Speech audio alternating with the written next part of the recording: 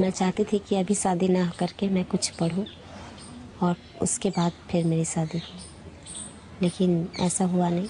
शिवानी बहुत शर्मीले स्वभाव की थी। उन्हें शास्त्रीय संगीत से बहुत प्रेम था और वो अक्सर दरवाजे बंद करके चुपचाप नृत्य किया करती थी। शादी के लिए वो बिल्कुल भी तैयार नहीं थी। ये शादी मेरे अंकल ठीक कर किए थे। फिर मैं सोचने लगी कि जब माँ बाप राजी हो गया, फिर मेरे पापा का परिस्थिति भी नहीं सही था, तो मैं सोची चलो ठीक है करके फिर समझौता करके शादी कर ली। शादी के बाद उनकी बेफिक्र जिंदगी बदल गई। उन्हें फौरन ही एक घर की जिम्मेदारी संभालनी पड़ी और उन्हें अपने नए संयुक्त परिवार की देखभाल भी करनी पड़ती थी। मुझे लग रहा था कि मैं नहीं एडजस्ट हो पाऊंगी, लेकिन मैं एडजस्ट की, क्योंकि मेरे साथ मेरी माँ का वो स्वभाव का जो ये था कि किस तरह से लड़की लोग को एडजस्ट करना पड़ता है।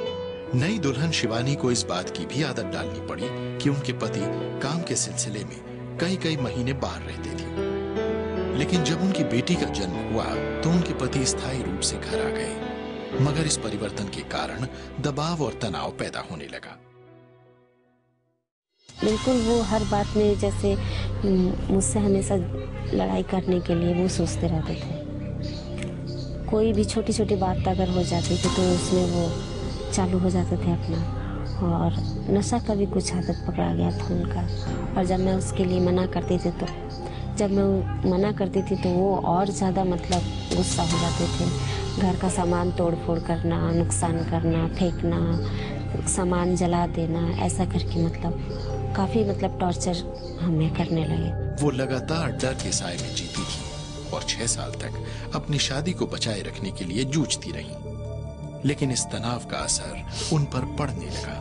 मैं मेंटली बहुत डिस्टर्ब होने लगी और मेरा शरीर भी गिरता जा रहा था, और इसके वजह से उनके बिहेवियर से मेरे घर वाले भी बहुत परेशान थे। शिवानी तब अपने माता पिता के घर में ही थी जब उन्हें अपने पति की मृत्यु की खबर मिली। मानसिक तौर पर बेहद परेशान होने के बाद उनके पति ने आत्महत्या कर ली थी।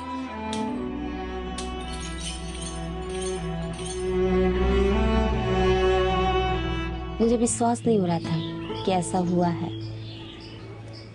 मैं विश्वास ही नहीं कर पा रही थी कि मेरे साथ ऐसा हो गया है।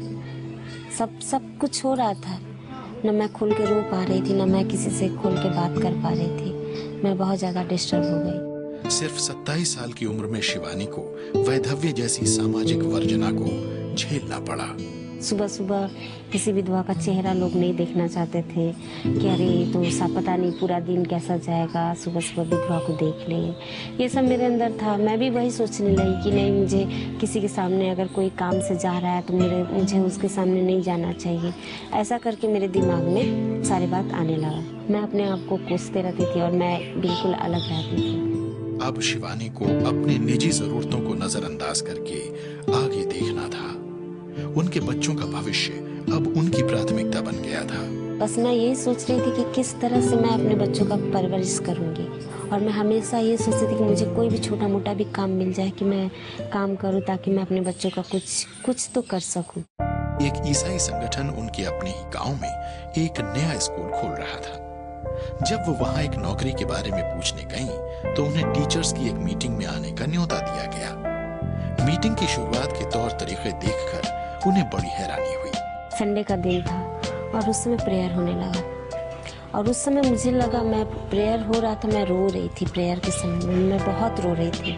मैं कंट्रोल नहीं कर पा रही थी कि मैं अपने आंसू को रोक लूं। शिवानी वहां लाचारगी महसूस कर रही थी, लेकिन वहां उन्हें एक ऐसा नया अनुभव हुआ जिसने उनमें भविष्य के प्रति उम्मीद जगा दी। मुझे लग रहा था कि मैं किसी से बात कर रही हूं, या मुझे कोई सांत्वना दे रहा है कि तुम रो मत, तुम्हारा सब काम अच्छा से हो जाएगा। और मेरे सामने बिल्कुल यीशु मसीह का पूरा चेहरा दिखाई दिया।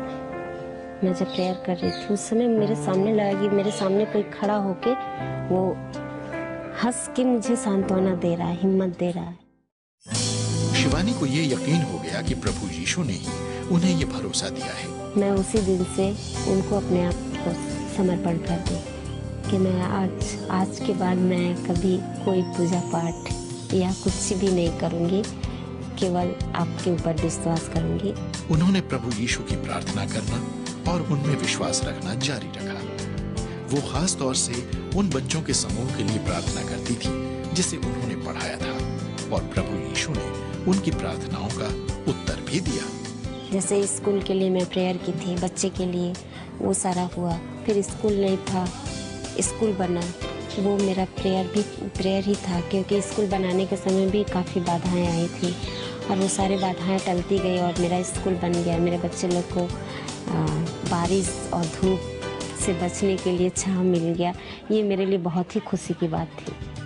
आज वो इस स्कूल की टीचर इंचार्ज है और स्कूल को चलाने की जिम्मेदारी उन पर है।